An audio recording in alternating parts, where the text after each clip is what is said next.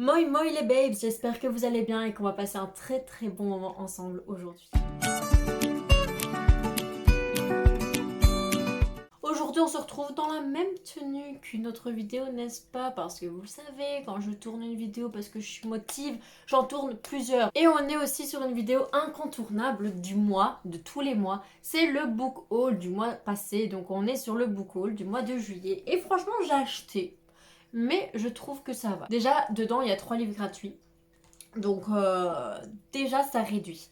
Même s'il y en a qui ont l'air cool, mais après, c'est pas ceux que j'aurais acheté de moi-même, mais je vais quand même vous les présenter. Sait-on jamais, ça peut vous intéresser. On va commencer d'ailleurs par un gratuit, et c'est Menu d'amour de Nicolas Barrault. Henri, il est amoureux de Valérie, sauf que Valérie, elle tombe amoureuse de quelqu'un d'autre, un bel Italien. Et là, Henri, il se dit, pardon, suis-je dans la friend zone? Moi, à le mettre dans la friend zone? Et là, bam, il tombe sur une recette pour faire un filtre d'amour, enfin un élixir d'amour. Exactement, c'est ce qui est écrit dans le résumé.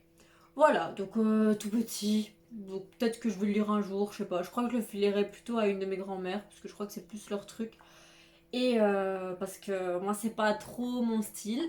Mais voilà, petite romance, c'est chez Livre de Poche, mais je dirais que c'est un peu un style harlequin, je pense. Ensuite, c'est aussi un gratuit, mais celui-là a l'air vraiment cool. C'est Revive l'empereur de Romain Puertolas, et c'est chez Livre de Poche aussi. Il a l'air très... c'est un humour très décalé et tout, je vous raconte l'histoire. En gros, c'est un chalutier norvégien qui repêche Napoléon, mais genre Napoléon en parfait état, il a été entretenu. Genre, il était un peu cryogénisé, tu vois, d'où il est dans la glaciation. Et donc, en fait, il se réveille et tout, et il se réveille à notre époque où on a tous ces attentats terroristes et tout, avec les djihadistes. Et en fait, il va vouloir se construire une armée pour combattre cette nouvelle guerre qui... la voiture. Pour combattre cette nouvelle guerre... Ah, les voitures. Pour combattre cette nouvelle guerre qui touche son peuple, les Français, les pauvres. Et donc voilà, vraiment un humour super décalé, enfin... Napoléon qui revit, tout, c'est vraiment n'importe quoi. Ça me fait vraiment penser à l'humour british, quoi. Et franchement, c'est des trucs qui me font rire, donc je pense que j'ai bien aimé. Franchement, celui-là, j'ai vraiment envie de le lire, il est vraiment cool. Là, on passe sur un que j'ai acheté, du coup, par contre. Il y a un film, donc je vous ferai une vidéo livre versus film. Et c'est Derrière la haine de Barbara Abel, et ça, c'est chez Pocket. Alors, c'est un livre très connu qui est souvent lu à l'école, de ce que j'ai vu quand j'étais libraire, et je trouve ça cool. Donc Barbara Abel, c'est une Belge déjà, donc je trouve ça assez cool qu'un livre d'une Belge en dehors d'Amélie Nothomb soit aussi connu et en plus ait été adapté en film, c'est vraiment chouette. Et donc c'est l'histoire de Tiphaine et Sylvain qui sont les voisins de Laetitia et David. Ils sont meilleurs amis, ils sont voisins, c'est vraiment la fusion. Et ils ont deux petits garçons du même âge jusqu'au jour où il va se passer un drame. Alors je ne l'ai pas lu, donc je ne sais pas quel est le drame, même si honnêtement je me doute un peu. Mais là du coup, il va commencer à avoir des tensions entre les deux, enfin entre les deux couples je parle. Du coup, d'où le derrière la haine, ils vont essayer de... Enfin, je pense qu'il va avoir des petits clashs, mais je pense, de ce que j'ai entendu parler de ce livre, apparemment c'est très insinué. C'est très vraiment dans les comportements et tout. C'est pas genre des gros clashs, genre style les gens qui s'engueulent. Ça a vraiment l'air d'être très malaisant comme ça. Et il paraît que le film ressent un truc très malaisant. J'ai trop hâte de lire le livre et de voir l'adaptation après. Et comme ça, je pourrais vous en parler plus en vidéo. Franchement, j'ai ultra hâte de le lire. Et en plus, je vais probablement rencontrer Barbara Abel. Donc j'ai trop hâte. Quatrièmement, c'est encore un gratuit. Mais que ça en fait des gratuits. Non mais j'ai 3 gratuits, donc après c'est que des trucs que j'ai payés. Et là c'est Marc c'est la poupée, et en vrai celui-là je voulais le lire depuis un moment parce qu'il avait eu un prix Goncourt du premier roman, c'est ça? Ouais. Du premier roman en 2017. Et donc c'est écrit par Mariam Majidi et c'est chez J'ai lu. Et en fait ça parle de l'immigration, en gros c'est l'histoire de Mariam qui a 6 ans. En fait son père a immigré en France à Paris et elle lorsqu'elle a 6 ans elle va le rejoindre avec sa maman, et donc on va ça raconte un peu l'histoire des immigrés qui doivent laisser leur pays qu'ils adorent, laisser leur culture, laisser leur langue pour complètement s'adapter à un autre pays, une autre culture, une autre langue.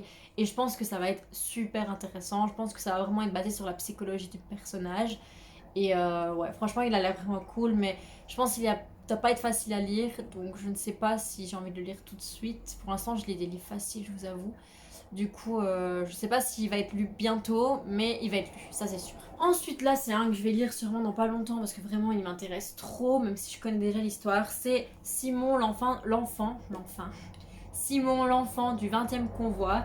Donc, ça a été écrit par François Spirard, mais c'est basé sur l'histoire vraie de Simon Gronowski. Simon Gronowski, c'est un Bruxellois, il me semble. Je sais plus. Enfin, en tout cas, c'est un Belge qui a vécu la Seconde Guerre mondiale, qui était issu de parents juifs et donc d'une famille juive, et qui a été déporté vers Auschwitz, mais il a fait partie de ce fameux 20e convoi. Je sais pas si vous connaissez, en gros, le 20e convoi, c'est un convoi très connu parce qu'il a eu une attaque des résistants pour qu'il puisse s'arrêter et que des prisonniers qui étaient déportés à Auschwitz puissent s'enfuir. Il y en a beaucoup qui ont pu s'enfuir à première vue du convoi. Je vais vous dire les chiffres parce que je les ai notés. 231 déportés ont su s'enfuir, mais beaucoup ont été rattrapés. Et en fait, il y en a 113 qui s'en sont vraiment sortis, qui n'ont pas été rattrapés par les nazis après, dont Simon, qui était un petit garçon à l'époque, je pense qu'il avait 10 ans, un truc comme ça. En fait, cet homme est venu faire un témoignage dans mon école secondaire, du coup quand j'y étais, je sais plus si j'étais en 5e secondaire ou en réto, je me souviens plus, mais c'était un des deux et c'était trop bien, il était trop gentil, c'était hyper beau comme histoire et du coup bah là c'est sous forme de livre, donc j'ai hyper hâte de le lire et c'est chez Milan, donc voilà, franchement trop hâte de lire. Alors là on passe dans un registre mais tout autre, genre ça n'a rien à voir.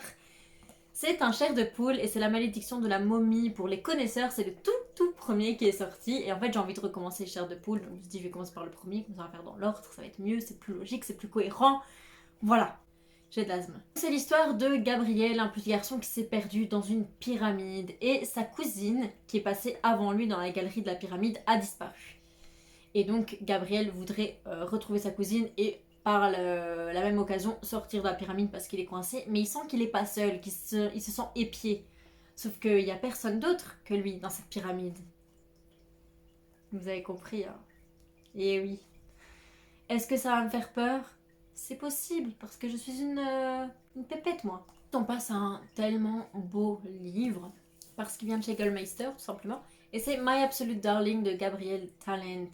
J'ai trop hâte de le lire, j'en ai tellement entendu parler, ce livre a l'air incroyable. C'est l'histoire de Turtle Alveston, 14 ans, qui arpente les bois de la côte nord de la Californie avec un fusil et un pistolet. Déjà 14 ans, fusil, pistolet, tout seul dans les bois, au calme. Cette petite fille a un univers familial assez spécifique parce qu'il est assez menaçant, elle a un père très charismatique mais surtout très abusif. Et en fait, pendant l'histoire, le but c'est qu'elle s'enfuit de cette emprise de son père, elle s'enfuit du comportement abusif de son père. Et la question c'est est-ce que ça va marcher? Comment va-t-elle faire? Comment ça va se passer? Comment son père va réagir? Enfin, il paraît que c'est un roman très dur.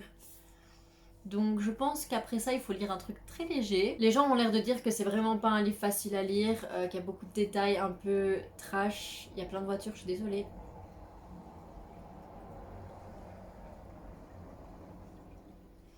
Je suis côté rue, c'est l'enfer.